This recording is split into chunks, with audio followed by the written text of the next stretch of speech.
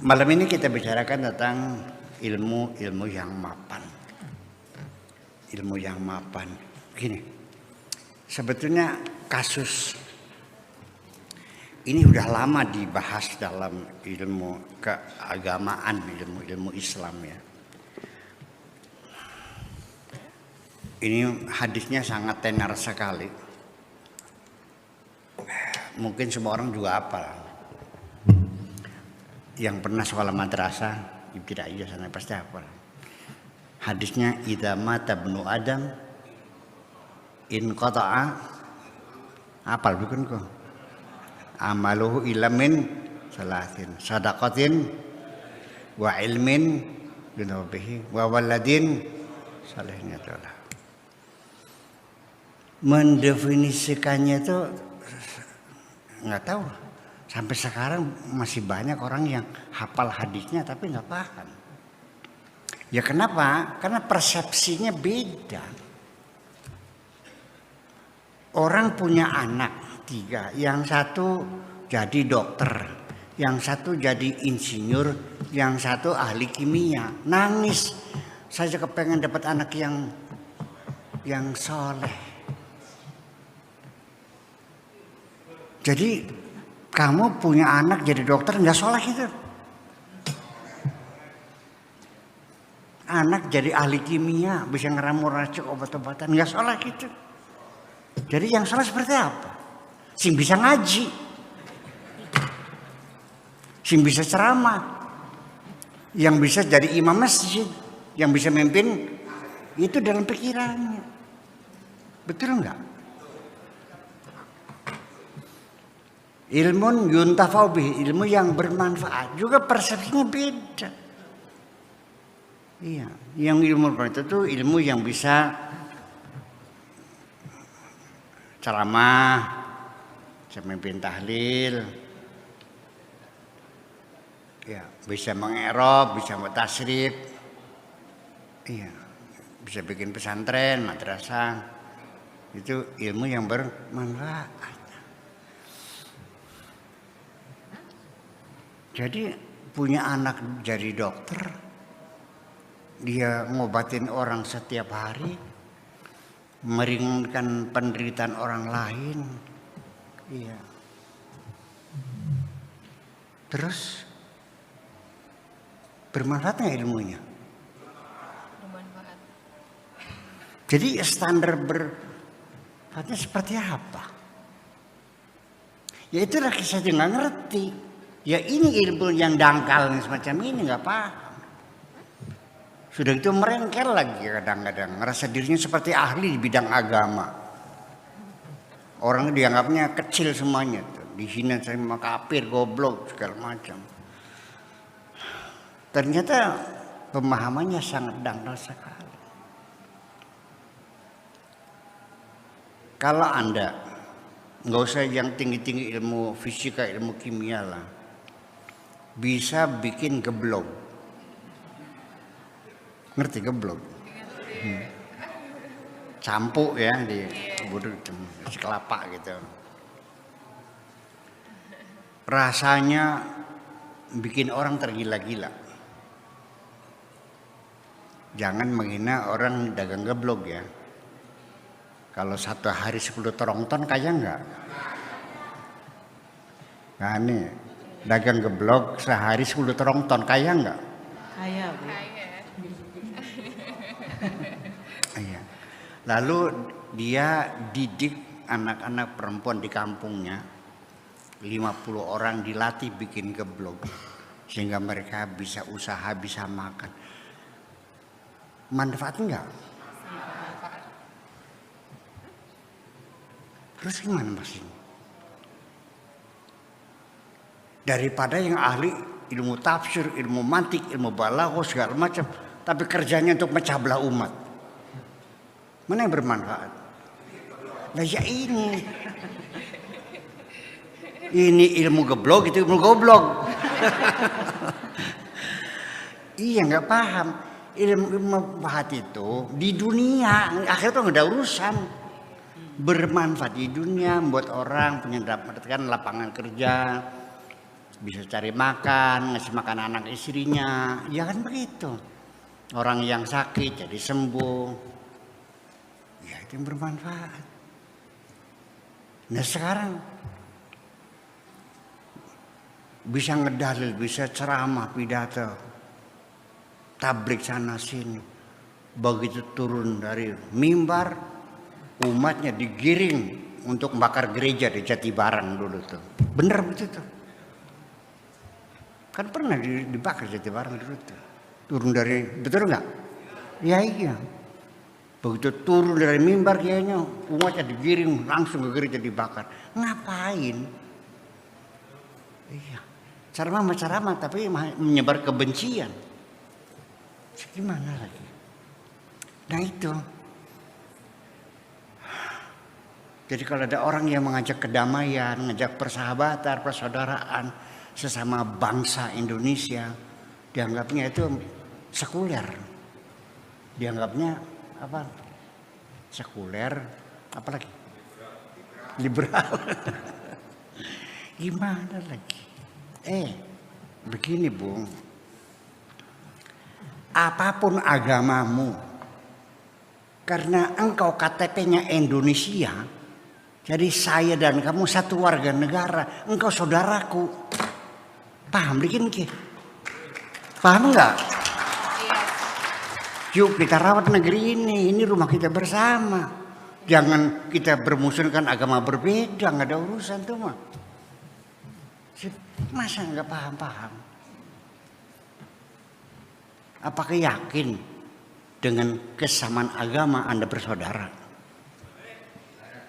Yang membuat kita bersaudara ada kewarganegaraan ini kok. Ya, nasionalisme ini kok. Apa satu agama tidak bermusuhan? Saling bunuh-membunuh. Yang bunuh-bunuhin orang Syiah siapa? Orang Ahli Sunnah. Yang bunuh orang Sunnah ya orang Syiah. Orang siapa? Orang Mu'tazilah, Qadariyah, Jabariyah, Murji'ah, saling bunuh-membunuh sih sampai sekarang. Bersaudara enggak? Kejam kok. Ya sudah, kalau itu sudah tidak efektif, ya sudah kita membuat persatuan kita, persaudaraan kita, kesamaan keluarga negaraan, satu bangsa, satu negara, satu tanah air, satu bahasa. Namanya Indonesia. Aku udah saudara, aku selesai. Bisa nggak sih kita bersaudara? Ya kan agamanya Anda agamanya A, ya perginya ke sana. Anda agama B sana.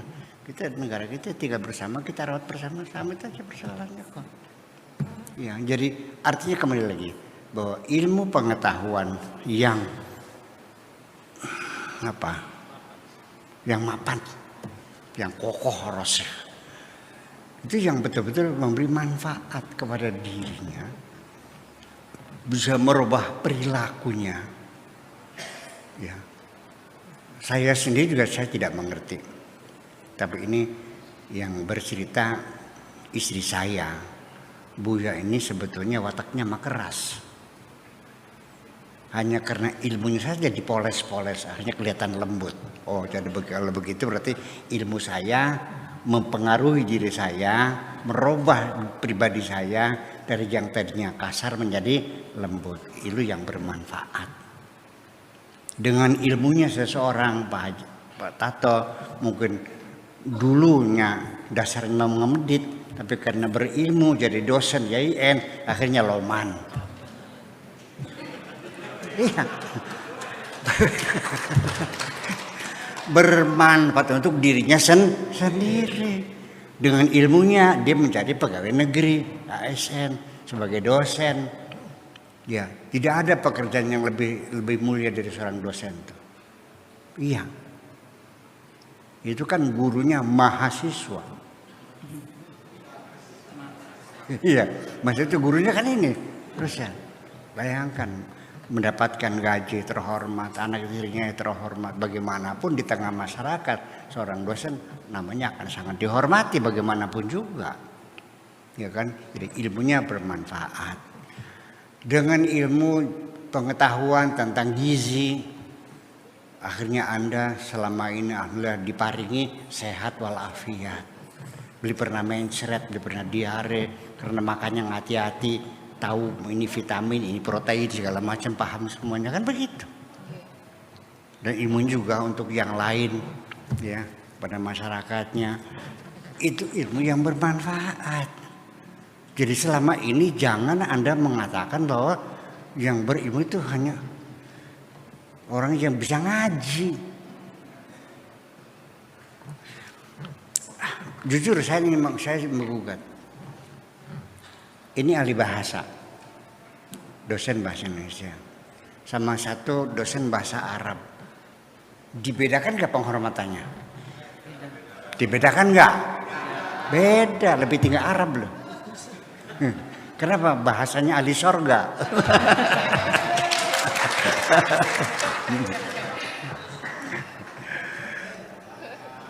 Andaikan saya masuk sorga, saya akan bercakap-cakap dengan bidadari-bidadari dengan bahasa Indonesia, Pak. Iya, karena saya lebih mencintai bahasa Indonesia. Kan seperti persoalannya. Ya, jadi artinya kita kembali lagi. Mungkin salah persepsi dari awal kita nih. Karena dulu kita belajar agama melalui proses indoktrinasi. Ya kan? Dengan dressur, dengan indoktrinasi, bukan dengan mengembangkan daya menalar. Kita dari kecil juga apa sih pelajaran agama yang saya dapatkan? Langsung lewat hafal-hafalan kok. Langsung saya di sekolah SD saya di Darul Hikam itu langsung hafalan juz amma kok. Iya, langsung baca, langsung hafal-hafalan. Dihafalin terjemahnya, dihafalin bahasanya, dihafalin semuanya. Iya. Maknanya gimana? Yang nggak tahu pokoknya hafal aja. Nah, itu. Jadi itulah sebabnya maka kita sendiri jadi semakin tidak jadi paham. Ya. Ini mesti dikorek semuanya, mesti diketahui semuanya. Nggak jelas. Makna soleh nggak jelas. Wawaladin solehin yadullah, anak yang solehnya bagaimana? Ketika saya mengatakan orang Amerika orang yang soleh, banyak yang marah. Jadi sing soleh sira. Kamu yang soleh. Ketika ada seorang buruh namanya Marsina, ini ceritanya dulu. Dia nuntut naik haji, dia mati dibunuh orang, ya kan? Karena dia mau itu, yang mencak-mencak, yang marah-marah orang Amerika, menuntut hak kemanusiaan. Masa buruh naik haji nggak boleh dibunuh? Sih gimana lagi? Ya, dia kan bukan ponakannya Ronald Reagan, bukan menantunya George Bush. Dia orang Indonesia yang dikenal, tapi manusia mereka bela. Soleh nggak? Beli sembahyang sih. Di sini persoalannya. Jadi gara-gara beli sembahyang ya beli soleh. Jadi sing soleh siapa? Ini kan jadi saya menjadi bingung untuk menjelaskannya. Jadi gini, jadi ilmu terminologi sesuatu itu harus dipahami. Ya. Memahami sesuatu namanya persepsi. Nah, jalan menuju persepsi namanya definisi. Ilmunya namanya terminologi. Saya berulang-ulang, kenapa kita memberikan reaksi yang berbeda? Padahal aksinya sama. Mengapa reaksinya berbeda? Adalah disebabkan karena kita punya persepsi yang berbeda.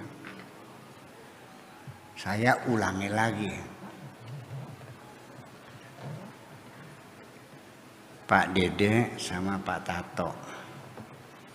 Ketika Pak Dede dicemburui oleh istrinya, Dia tertawa terbahak-bahak, senang, gembira dan bahagia. Tapi ketika Pak Tato dicemburi oleh istrinya, marah, dia bertengkar, gebrak-gebrakan. Kok beda? Iya, karena persepsi yang berbeda. Di mana bedanya? Pak Dede melihat ketika istrinya cemburu, itu artinya istrinya takut kehilangan. Cintanya terlalu besar sehingga takut kehilangan. Seneng nggak?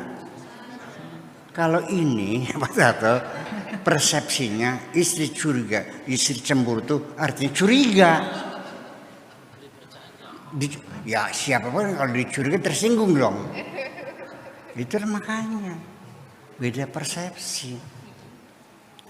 Maknanya soleh menurut saya apa saja yang bermanfaat di alam dunia untuk kemanusiaan, untuk kesejahteraan, itu namanya kesolehan. Apakah kedokteran, apa pengetahuan, apakah kesehatan, apakah ilmu sosial dan segala macamnya, ya bisa meningkatkan kualitas hidup kita. Itu namanya kesolehan. Sedangkan yang ini mengatakan yaitu yang sembahyang 5 waktu nggak pernah tinggal, yang udah pernah haji, kemudian puasa Senin Kemis, dikiranya rajin, itu yang soleh. Ya kan beda. Sampai persepsi itu menjadi masalah apabila seseorang tidak sholat, maka semua amal kebaikannya ditolak semuanya. Ya kan? Benar gitu. Yakin. Itu persoalannya. Itu. Karena sholat menjadi panglima. Ya. Yang menentukan kalau sholat semuanya diterima. Kalau enggak yang diterima. Kenapa? Ya karena sholat itu imaduddin. Faman aqamaha faqad aqamaddin wa man tarakaha faqad hadamaddin. Gitu.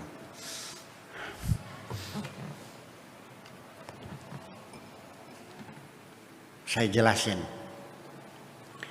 As-sholatu imaduddin. Sholat itu tiang agama. Ini tiang nih. Faman aqamaha, barang siapa yang menegakkan tiang. Cek. Tuh, udah. Faqad aqamaddin, berarti agamanya tegak. Wa man tarakaha, barang siapa meninggalkan tiang, hadamaddin, jatuh enggak pokoknya. Jadi mendirikan agama itu gampang tak sulit? Gampang, bukan bikin tiang, menegakkan tiang. Ya, gampang. Meninggalkannya iya, enggak ada yang sulit kok sebetulnya. Yang sulit itu adalah apa yang kau lakukan ada kemanfaatannya tidak.